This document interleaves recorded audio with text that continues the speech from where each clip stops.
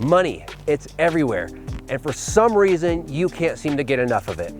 You know, you've done the get rich quick schemes and even joined programs that promise that you'd make millions of dollars.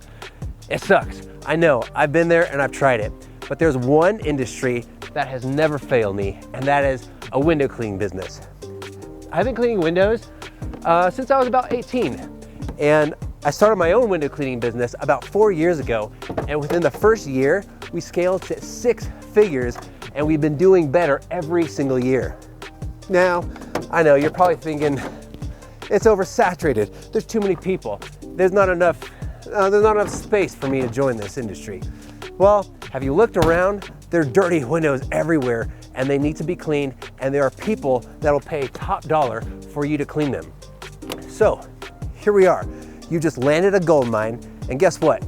This isn't my truck, it's yours. You're about to go out and make $1,000 today cleaning windows. So get out there, make yourself some money, and enjoy that freedom that you ever so desire. I'll see you on the other side.